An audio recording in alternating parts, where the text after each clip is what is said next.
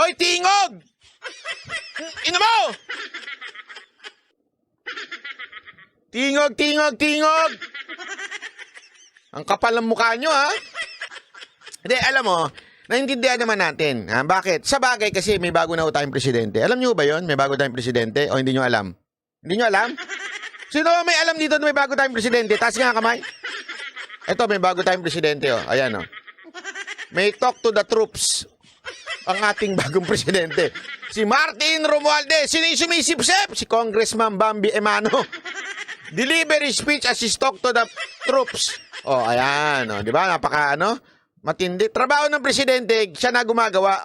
Ano to? Tamad ba yung presidente natin o talagang epal ka lang, Romualdez? Ito pa matindi. Tuwing merong sakuna, naglalabasan ang mga epal na politiko. Ginagamit pa nila yan sa sarili nilang kampanya.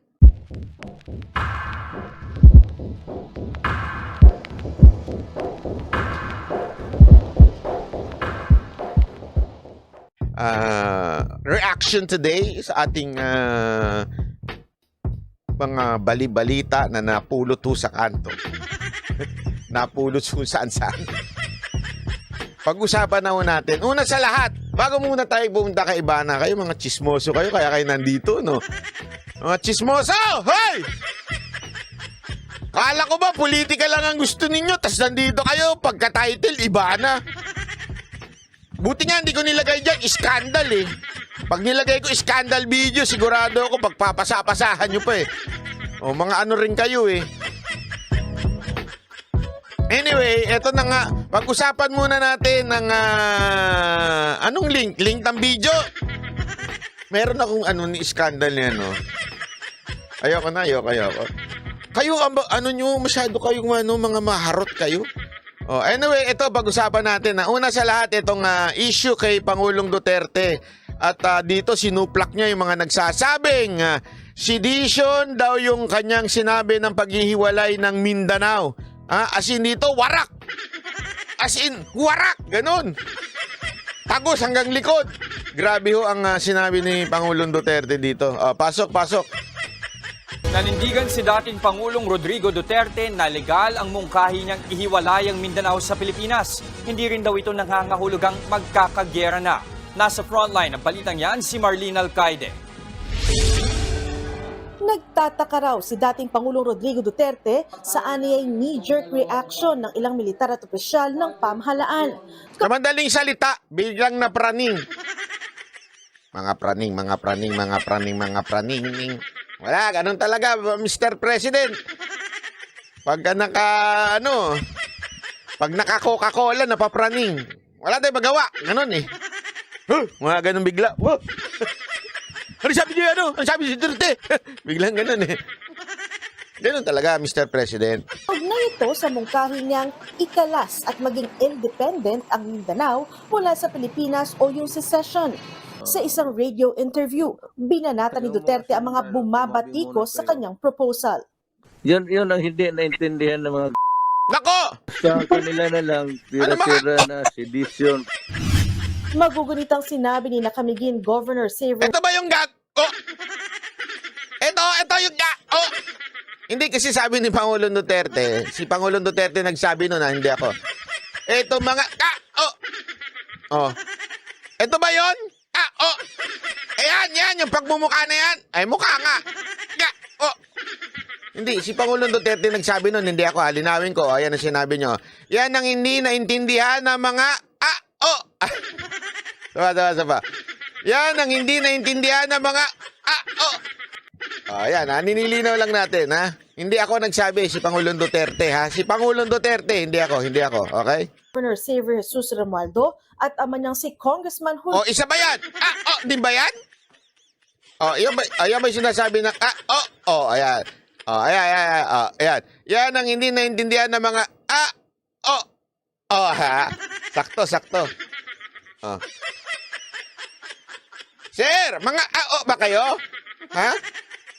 Nagtatanong lang kasi yan ang sinabi ni ni Pangulong Duterte. maituturing daw na sedisyon ang panghihimok ng dating Pangulo na ihiwalay ang Mindanao sa bansa. Sagot dito ni Digong, is a legal process that will be brought to the United Nations. Kagaya ng Timor-Leste. Yan. Yan ang kasing problema sa mga ilang... Hindi nila kasi alam ang kasaysayan ng... alam nyo, pagdating mo sa geopolitics, napakagaling mo ni Pangulong Duterte yan. Talagang pinag-aralan niya yan. Kasi kaya nga po yung... yung 'di ba, noon pa lang, mayor pa lang ho yan, nakikialam na po yan sa... Alam niyo, hindi naman nakikialam, pero alam niya na ho, 'di ba? Nagko-komento na ho siya sa mga nangyayari sa mundo na to. Tapos, kung matatandaan ninyo, there are a lot of accusation against PRRD about masyadong killing niya sa China. Remember? Pero wag niyo kakalimutan na may konteksto ho yun. May konteksto yung pagkiling ni Pangulong Duterte somehow sa mga sa China. Okay? Dahil that time, from the past president, which is si Pinoy, nagkaroon talaga ng matinding sigalot yun. Kaya nga nagkaroon ng standoff yun sa island eh. At the same time, alam naman ni Pangulong Duterte na hindi bibitaw ang Amerika ever sa atin. Kasi they need us more than na kailangan natin sila. Tayo lang naman, kailangan lang naman natin ng visa sa kanila. Pero sa totoo lang, pagdating sa positioning ng bansa, mas may asset tayo compare sa... hindi naman natin sila kailangan eh. Lahat ng economy natin ang gagaling sa China. Kaya nga medyo kumiling siya doon. At the same time, the result was... somehow it was peaceful. Before, yung mga hindi nakapangisda nung panahon ni Pangulong Duterte. Ngayon, sobra yung sigalot. Ang nagsasakripisyo, etong mga mangingisda natin. Yun o ang nangyayari. Kasi nga, yan o ang isang expertise ni Pangulong Duterte, geopolitics. Alam niya ho yung mga nangyayari sa ibang bansa. Kaya meron ho siyang basihan pagdating ho sa paghiwalay ng Mindanao. Kasi yung nangyari nga daw ito sa Timor-Leste. Ito ho'y inakyat sa United Nations. Remember, okay? Di ba yung lesson na sinasabi nga ni Sas, para ang isang leader ay ma-acknowledge, is kailangan makilala pagka nagkaroon ng revolusyon ng isang bansa. It has to be acknowledged by different countries. Okay? In this particular issue, UN ang pwede hong tumulong kung sakasakaling ilapit ng mga taga Mindanao sa UN ang kanilang pagnanais na maghiwalay. Oh. They thought that if you want to secede, it's going to be war. No, we are not doing it. We are doing it the legal way. Oh. Yan ang hindi alam ng iba. Kasi nga, paulit-ulit na sinabi ni Pangulong Duterte. Mga bungol lang talaga yung mga komento ng komento eh. Hindi, totoo yan ang problema eh. Yung mga bungol na komento ng komento, lalo na yung mga congressman dyan, mga mayor, gobernor. Hindi, particular talaga ito, mga congressman na ito. Siyempre, sip-sip ito kay Romualdez. Dila puwit nito mga ito. Hindi ko nga alam kung puti na yung puwit Romualdez sa kakadila nila eh. Hindi, sa totoo lang po Kaya sila kumukomento kasi siyempre pagka sumipsip ka, uy, atin to boss. Bubulong na si Zaldico. Sasabihin ni Zaldico kay Romualdez, atin to. Pagka sinabing, atin ba yan? O sige, bahala ka na dyan. Bahala ka na, alam mo na yun. Diba? Dagdag pa ng dating Pangulo, walang nilalabag ang pagsusulong na ihiwalay ang Mindanao. Sabi ng tatlong cabinet members nyo, illegal. Against the Constitution.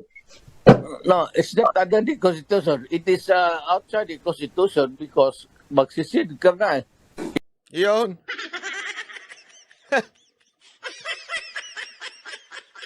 Yun ang sinasabi. Yan ang hindi alam nung tatlong. Alam mo, nire-respeto natin yung ating mga tatlong gabinete ni Pangulong Duterte dati na nagkomento ng hindi... kasi alam mo, iniisip ko kasi dyan, ito problema kasi minsan sa media, compared mo sa social media. Minsan kasi sa media, putol na eh. Yung balita, putol na.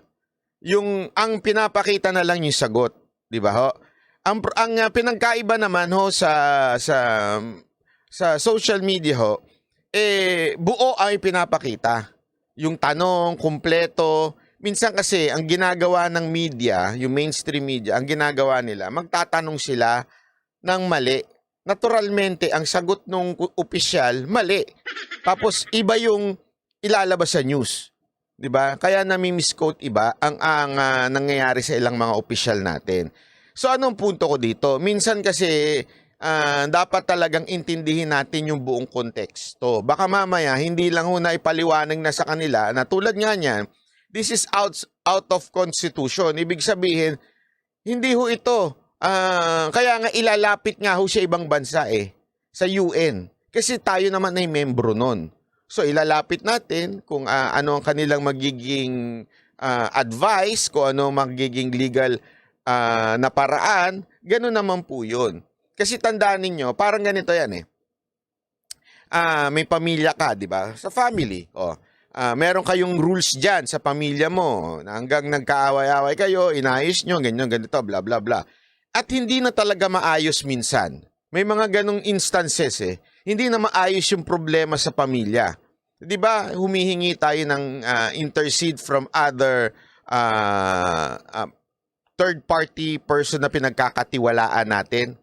'Di ba? Halimbawa, maaaring yung kaibigan nyo na parang discipler ninyo o di kaya minsan yung mga pare o kaya ministro, yung pastor ninyo kasi nga inilalapit mo doon kasi bilang parte ng church na yon o parte ng simbahan na yon kayo bilang pamilya nagpapasakop doon.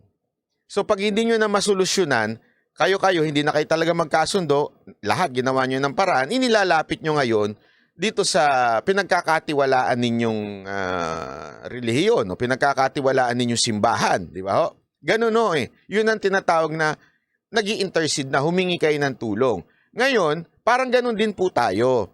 Meron na tayong sariling batas, meron tayong konstitusyon, pero hindi na nga nasusunod. Feeling nung mga taga Mindanao, napapabayaan na ho sila. Tingnan nyo ho yung video na kung saan hindi ko lang nailagay. Pasensya na. Merong akong pinadala sa akin na video na pinanood ko. Sabi ko mga walang niya talaga ito mga to. Sabi nung isang opisyal doon sa Malacanang, ang problema daw is hindi kasi sila nanghihingi kaya hindi sila binibigyan. Gusto nyo pa mang malimos? Gago ba kayo? Hindi, sa totoo lang, meron kasing opisyal dyan sa Malacanang na gano'n ang sinabi na doon pa si Pangulong Marcos, sinabi niya, ang problema kasi kaya hindi nabibigyan kasi hindi kayo humihingi. Kailangan yung humingi muna. Sa loob-loob ko, hindi ho gano'n ang usapan. Alam mo, bigla nga humirit yung yung isang, I think, governor yon. Hindi ako sure Sabi nung governor sa bandang dulo, pero salamat kay VP Sara Duterte kasi yun sa tulong niya, pinaabot kagad. Yun yung tulong. Kaya nga tulong, wag mo nang antayin, humingi pa yung tao sa'yo. Ano to, gago? Kung sino ka mang opisyal ka, sino ba yan? Yan ba yung yung Lagdameyo ba yun? Napaka kailangan mo humingi pa ng mga tao, mamalimos pa sa inyo. Alam mo ang tawag dyan, power trip. May kilala akong ganyan yung kaibigan kong ganyan. Hindi ko na sasabihin yung pangalan Gustong-gusto niya yung hihingi sa kanya. Ayaw niyang umaksyon pag hindi humingi. Matagal na ito, panahon, hindi pa ako nasa politika nito, nasa tour pa kami nito. Hindi ko na lang sasabihin kung saan banda. Basta dyan sa west. Nasa tour kami, meron kaming promoter na gustong-gusto niya, kailangan humingi ka sa kanya. Kailangan mamalimos ka sa kanya, mag-beg ka sa kanya na sa totoo lang, responsibility naman niya yun. Kasi nasa kontrata naman yun. Halimbawa, magbigay lang ng dinner, naturalmente kasama yun sa tour. Kaya nga kayo nagtutour, concert tour yun. Sagot ng promoter ang lahat. From the sasakyan. Pero ang gusto niya, magmamakaawa sa kanya. Di ba gago? Yan ang problema ho sa ilang opisyal natin sa gobyerno Kaya tuloy, nakakaramdam ho ang mga taga Mindanao na gusto nilang umalis kasi hindi ho sila nabibigyan ng importansya. Tapos may lalabas pang video na paparty na naman sa Malacanang. Pero meron akong gustong sabihin. Ha? I told you so. Ano ba ina-expect nyo? Siraulo pala kayo eh. Kayong mga Pilipinong umaasa na tutulungan kayo agad-agad. Ba't kayo bumoto ng laki sa yaman na presidente?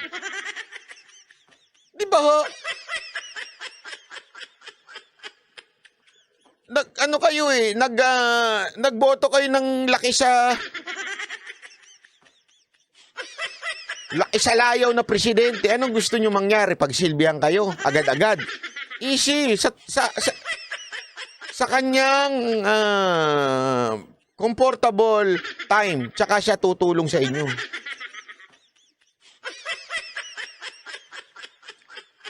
Okay? So, yun lang.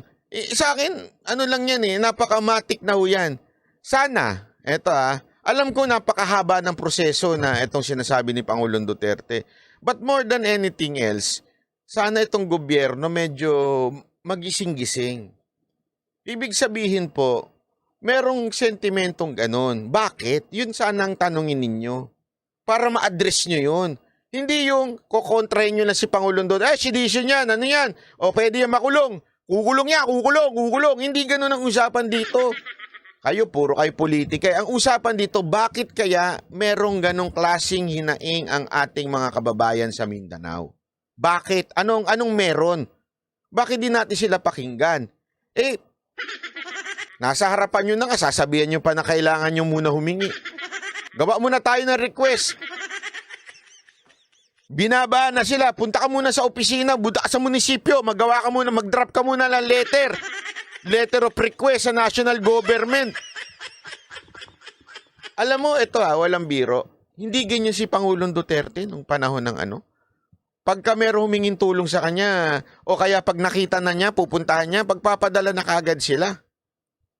Yun ang totoo niyan. Tapos, naisip, alam mo, na-imagine ko, ito walang biro ito na-imagine ko kung si Isko yun, yung presidente. Sorry may pasok ko pa.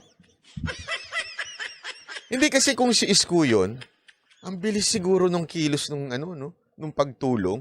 Kasi ganyan sila sa Maynila eh. Pantakin mo, saan ka nakakita sa Maynila na may 24 oras na drive-thru na pabakuna? Tapos, nung una, hindi pa 24 oras yun. Nung nakita niya, dumalaw siya, ang haba ng pila, inutusan niya kagad. 24 oras na kayo. Diba? Wala na yung, hindi, tanong muna natin sa city administrator kung may tao ba tayo. Alamin muna natin kung ano. Hindi ganon. Utos kagad, 24 oras na kayo. Tsaka na natin problemahin yung mga dapat problemahin kung may tao o wala. Anyway, basta dire-diretso muna kayo, hahanap tayo ng replacement. Di ba? Anong tawag niya doon?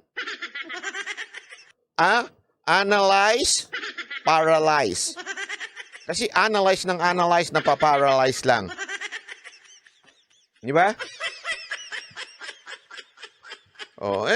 Sana nga ho. Sana maintindihan ng gobyerno to. Hindi pwede yung dadaan pa tayo sa borokrasya. Kasi grabe ho eh. Para lang, alam mo yun, para lang ho makapatido na ko doon kay Gatchalian. Medyo gusto ko pa naman sana to nung mayor siya. Pero nakita mo yung speech niya nung sinabi niya na pwede naman dito, bisa papadala sa munisipyo, bisag pag ang tao nangangailangan na. Huwag na kung saan-saan dinadala. Dalhin na kaagad doon sa tao. Dadali mo sa munisipyo, gumawa kayo ng paraan. Hindi yung, kasi this is an emergency. Hindi ho ito yung tulad ng, hindi, ayuda to. Okay yun, ayuda, padala mo sa LGU, let them distribute it. Tama naman kayo doon, okay yun. Pero mga ganitong bagay, national government kayo eh. Okay? Kung padadaanin nyo pa sa munisipyo, it will take time. Unang-una, walang manpower ang munisipyo kasi kasama ho sila sa nasalanta. So, dapat, since kayo ang nagaling sa labas, national government kayo, meron tayong militar, meron tayong sundalo, may kapulisan tayo, may mga reserve tayo dyan. Padala nyo na kagad doon sa tao. Hindi na kung saan-saan dadaan pa. Yun ang ako na lang kaya Hindi, joke lang po. Pag-aaralan pa yan. Oh. Wala talaga. Wala talaga. Sabi ko wala sa ulog ito. Sa bagay, kung nga naman ikaw ay may hangover sa party, naturalmente kung ano-ano sasabihin mo, tama, mali. Oh. Patuloy natin to. It is based on the right of the free will of determination of the people. Kahapon, nagsalita si Pangulong Marcos sa issue ng secession. Para sa kanya, isa raw itong malaking kalokohan para sa ating saligang batas. Tingin din niya, palpak ang plano. Parang may nakita ko dun, ah. After lunch ba to? Itong, tagtatanong ako sa Frontline Pilipinas TV5. After lunch po ba itong video na to? Itong nakinuhanan nyo? Niya, isa raw itong malaking kalokohan para sa ating saligang batas. Tingin din niya. Hindi, nagtatanong lang naman ako, TV5. Inaalam ko lang kung after lunch nyo ba itong nakuha yung video. Kahapon, nagsalita si Pangulong Marcos sa issue ng secession. Para sa kanya, isa raw itong malaking kalokohan para sa ating saligang batas. Oh? Tingin din niya,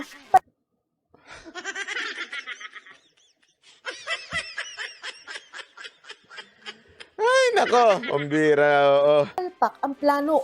Kaya panawagan ng Pangulo, I strongly appeal to all concerned to stop this call for a separate Mindanao.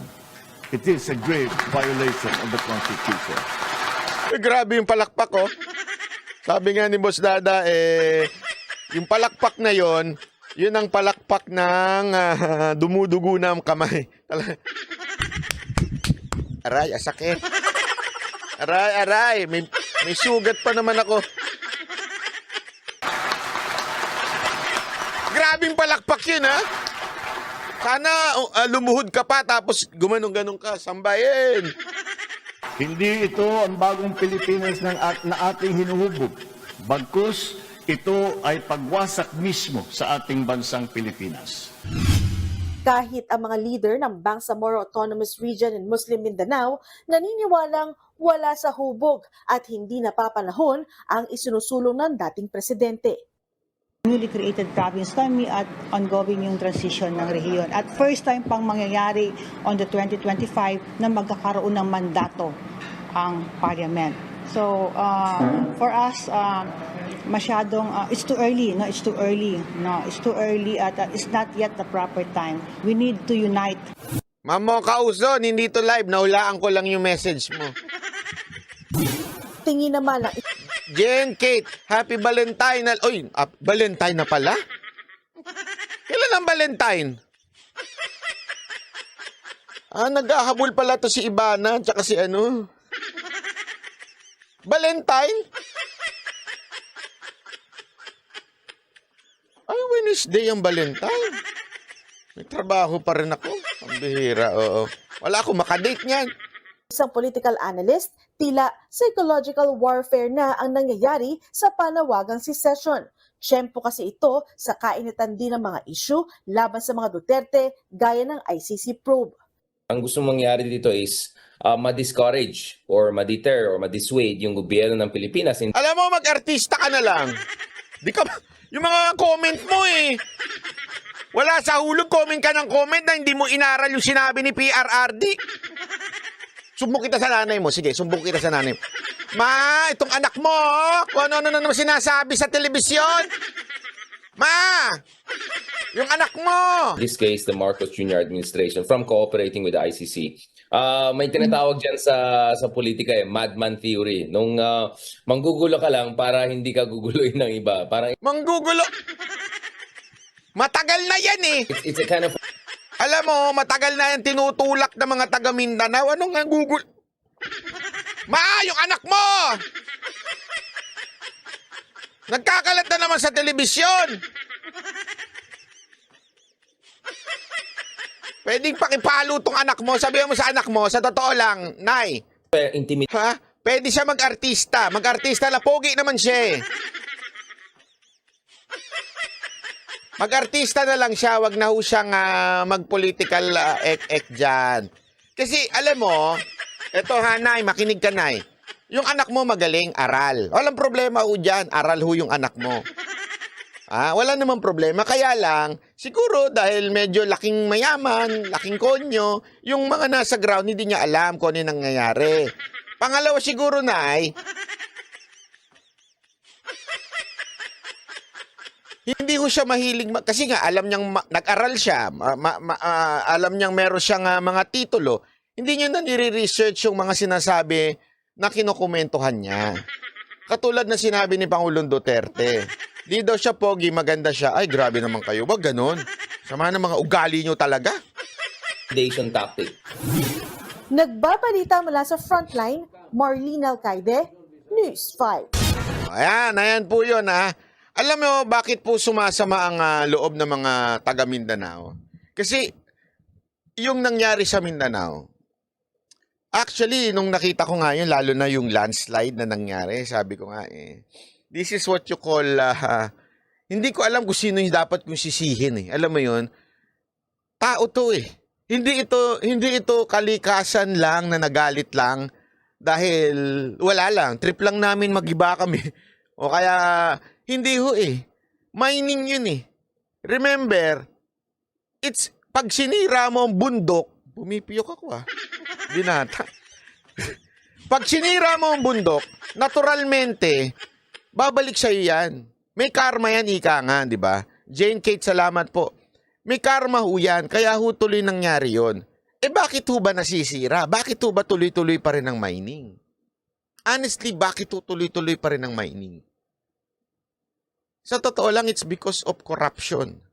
Because of political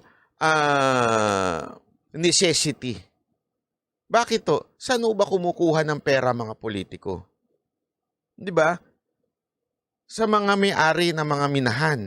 Doon po sila kumukuha ng budget. So, kasi milyon-milyon yun So, pag kumuha sila doon, aalaw na nila yan. Pababayaan na nila yan. Yes, it is in our law na meron talagang legal mining. Oo, tama naman kayo doon. But, ito ang question. Yung mga ginagawa pa ba ay legal? Kasi maybe your permit is legal na mag-mine. Kasi alam mo, nakita ko yan. Talaga nung panahon na sinama kami ni Riri Inovejas, salamat po. Nung sinama po kami ni Ma'am Secretary Gina Lopez, yung late si Ma'am Gina, nag-helicopter po kami. Naalala ko talaga yun kasi nahilo ako. Siya energetic pa rin. Nahilo po talaga ako kasi inikot po talaga namin yung mga mining at pinapaliwanag niya yung itsura ng mining at talagang pinuntahan namin. Kulang na lang, languyin namin Kasi talagang sobrang acidic na nung tubig na napupunta doon sa mga stream. Sabi nga niya, oo, sige, merong permit yung mining. The question yung proseso.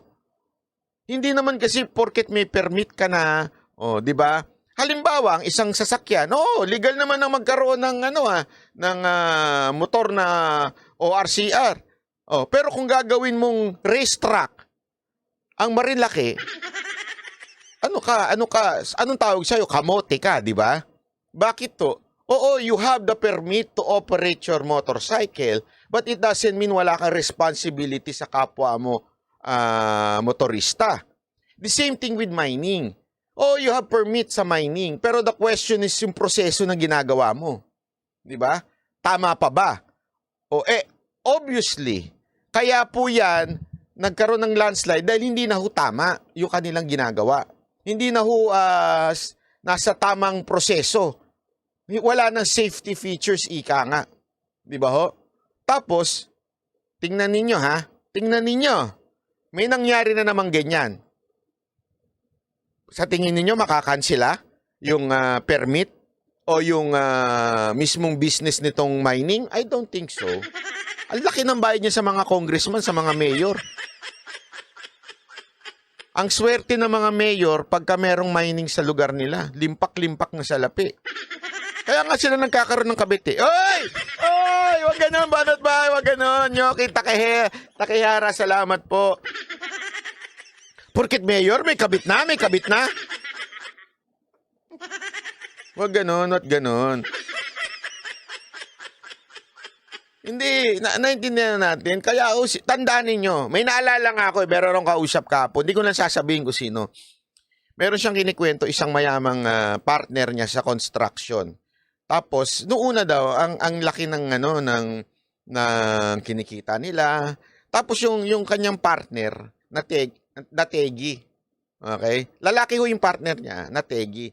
Tapos, I think yung asawa, nagtataka bakit asan daw yung pera. Hinahanap sa kanya. Ano yun eh, siyempre once kumita, hati na kagad sila nung partner niya. Kasi ang problema, yung asawa, hindi alam, ang daming bet ka. Nung partner niya. Kaya naubos ang pera. Naintindihan niyo ibig sabihin? Ganun po ang nangyayari sa ilang mga politiko natin. Because they have to sustain their evil ways, their other family, kailangan ngayon magkaroon sila ng mga extra income. Kasama na ho dyan ng mining. O syempre, aside from, kailangan nila yan tuwing election. So asahan mo, wala hong mapaparusahan dyan. Ay, ang problema pa, yung gobyerno natin.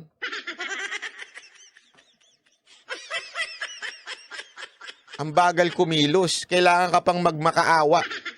Kailangan ka pang magmakaawa para katulungan.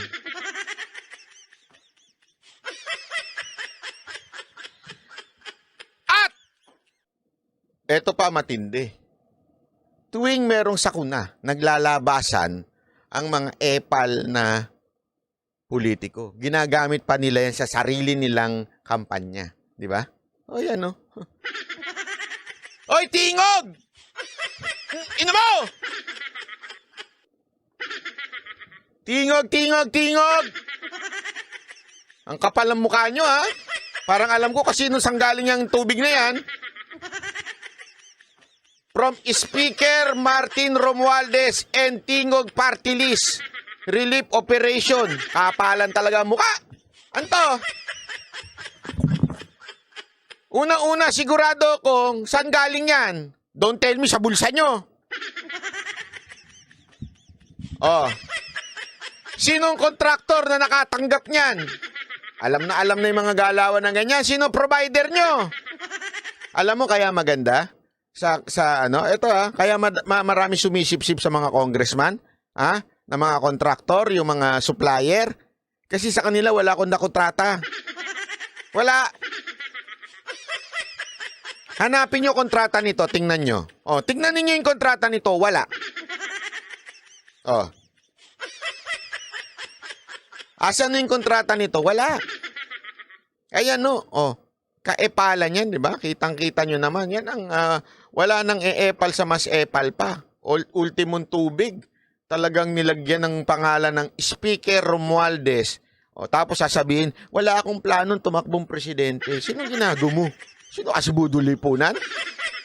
Napakasinungaling? Di ba? Kapal ng muka. O baka akala nyo dyan lang natatapos yun. Hindi! Eto pa kapal ng muka Office of the Speaker.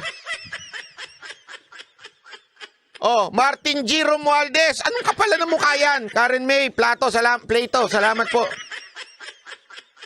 Hindi, di ba? Isipin nyo, anong klaseng kakapalan ng mukhang ginagawa nito mga animal na to?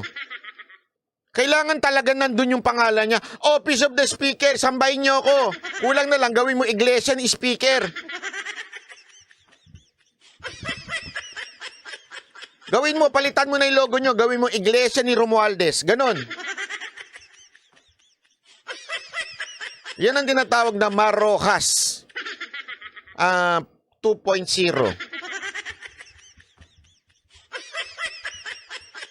Banat bay, akala ko ba sinasabi mo, 'di ba? At least tumulong sila. At least nakatulong. Yan ang mga sinasabi ng iba. At least nakatulong. Ikaw ba, banat bay? May natulong ka ba diyan? Bakit? Politiko ba ako? Public servant ba ako? May pera ba ako? Wala naman akong pera. Kung may pera ako, bigyan mo akong pera. Bibigay ko sa kanila. Totoo naman Kung meron akong pantulong, tinulong ko Wala akong pantulong Wala na nga akong pangkain Hindi pa ako kumakain ngayong araw na to, ha? Si Boss Daday, kain ng kain Ay. Tsaka si Mocha Hoy, Mocha, kain ka naman ng kain. Yan tuloy, nakita ni PRRD yung post ni Mocha. Nainggit daw si PRRD, kaya kumain din siya ng isda. Di ba? Asan na ba yung tulong ng mga Duterte? Ito yung tulong ng mga Duterte,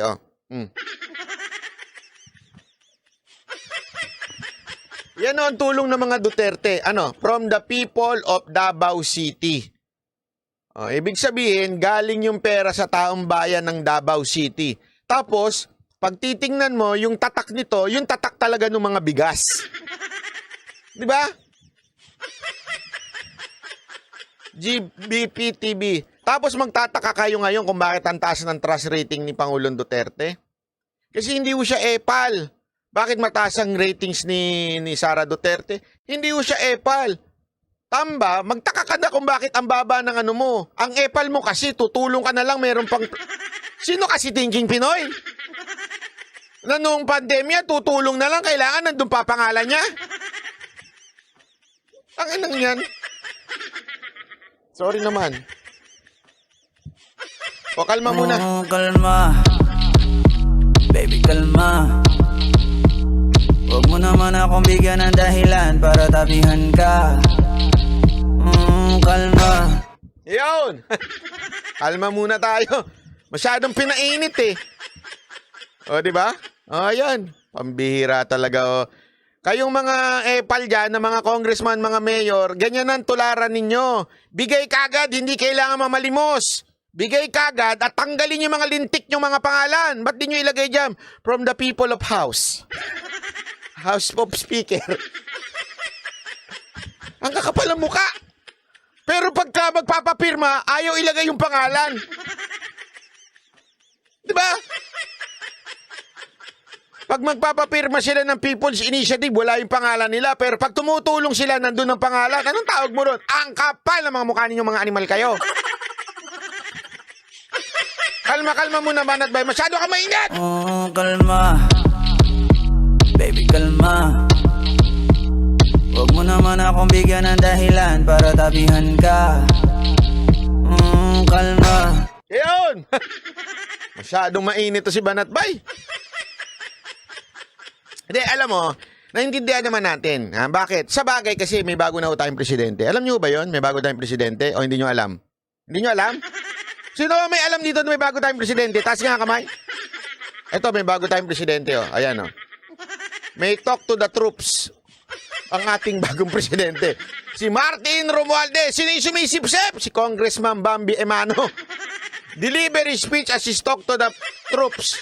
Ayan. Di ba? Napaka, matindi. Trabaho ng presidente, siya na gumagawa. Ano to? Tamad ba yung presidente natin o talagang epal ka lang, Romualdez?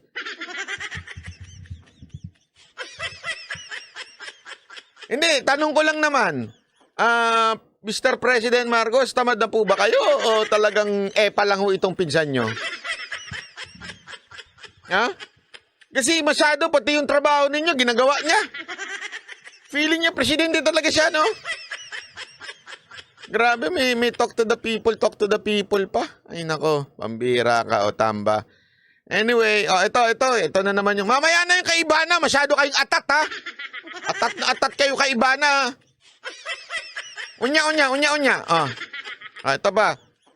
Ay nako, ayan. Kumambyo po tayo sa politika, tila naiinip na ang ilang kongresista sa umano'y mabagal na usad ng economic charter change sa Senado. Ang Makabayan Bloc duda pa rin sa intensyon ng isinusulong na tsa-tsa. Nasa frontline ng balitang yan si Brian Basa.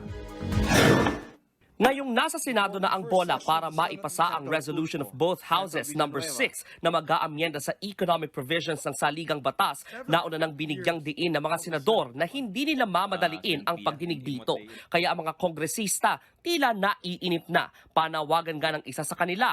Ang aking pakiusap sa ating mga kasamahan na senador, bilisan naman po natin ang ating trabaho.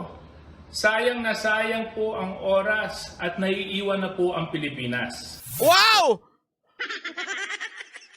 Naiiwan ng Pilipinas hindi dahil sa hindi binabago ang konstitusyon. Naiiwan ng Pilipinas dahil sa mga tulad nyong mga politiko. Na kaysa naatupagin ang pagtulong sa bayan, ay naatupag ninyo yung maayos ang konstitusyon para sa sarili ninyong interes, ha? Ikaw, congressman, pinaiinit mo ulo ko. Pag ako, tumakbo talaga dyan. Maniwala ka sa akin. Tatakbo lang naman ako, mag-jogging ba? Nako. Pag ako... Manat ba? Baka ipatawag ka dyan. Hindi. Ano lang naman. Sinabi ko lang, tatakbo ba? Mag-jogging ba? Mag-jogging lang. Ay, bawal nga pala mag-jogging dyan. Pumalag kahapon si Senator Sani Angara sa ani ay pambubuli ng mga kongresista. Kong Suarez, ang tanong, magkano ho ba MOOE nyo? Kong Suarez, pwedeng ilabas mo naman yung gastos ng opisina mo. Karapatan ko ito bilang Pilipino. Totoo, karapatan ko ito bilang isang ordinaryong Pilipino. Karapatan ko na tanungin kung magkano ho ba ang budget ng opisina ninyo. Magkano ho ba natatanggap ng inyong opisina, Kong? Karapatan ko ito bilang Pilipino na nagbabayad ng buwis. Oo, nagbabayad po ako. Kayo po ba, sir, ano ho ba ang natatanggap ng opisina ninyo? Sige nga ho, baka naman pwede nyo nga ibulong sa amin kung magkano natatanggap nyo. Tayo na lang. Sige na, tayo lang. Wala, hindi ko sasabihin sa iba. Tayo lang. Konti lang tayo dito, 4,700 lang kung nanonood dito. Sige na. Kesa na atupagin mo at kulitin ng mga senador na bilisan, bilisan mo yung paglabas ng budget ng opisina mo. Sige na ho, karapatan ko ito ha. Dahil sa umunoy araw-araw na tirada sa mga senador, nilinaw rin ni Angara na hindi pa pinal ang itinakdang October deadline ng pagpasa ng tsa-tsa sa Senado na ikinababahala ng ilang kongresista. Kahapon din ang sabihin ni Pangulong Bongbong Marcos na interesado lang siya sa usapin ng tsa-tsa kung mga probisyon. Hindi, pwede bang isulat niya yan? Kasi baka mamaya, dream na naman yan eh. Baka mamaya, parang tulad ng bigas yan eh. Diba, yung bigas na una sinabi, gagawin 20 pesos kada kilo ng bigas, tapos biglang, ano nang yung aspiration lang yan. Baka magbago eh. Pwede, Mr. President, isulat mo yan. Eto lang, eto ang aking kontrata sa taong bayan. Economic, lang ang changes ang gagawin. Kasi baka mamaya, ayan na naman yung, katulad ng komento nyo sa Amerika, sabi ninyo, hindi makakabuti ang pagpasok ng Amerika, tas ngayon binigyan nyo ng ilang bases. Diba?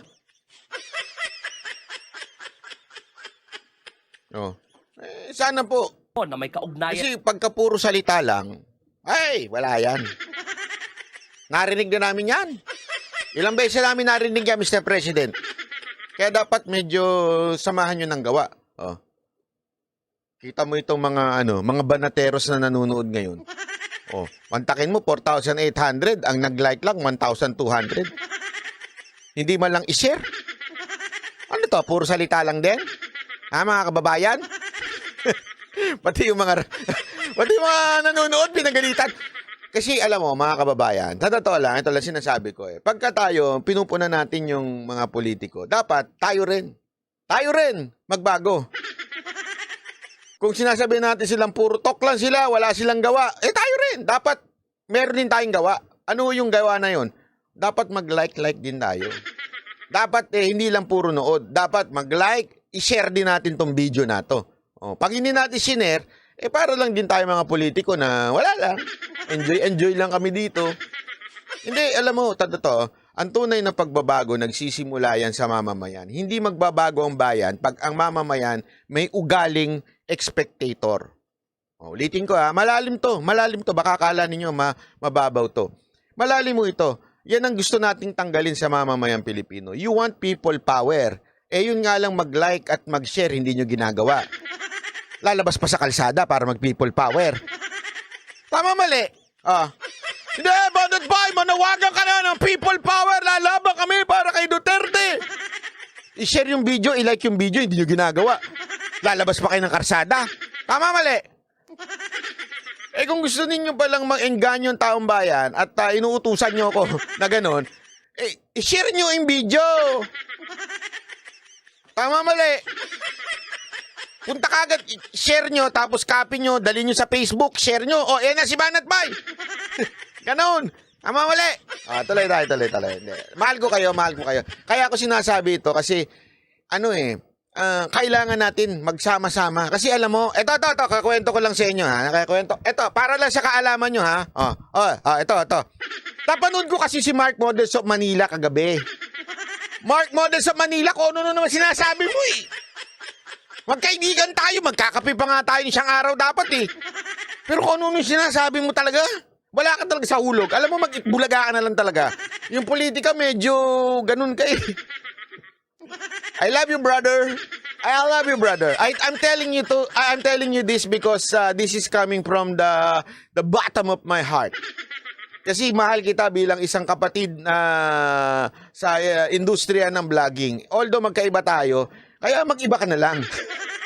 Wala ka kasi sa hulog pagpanig sa politics, eh.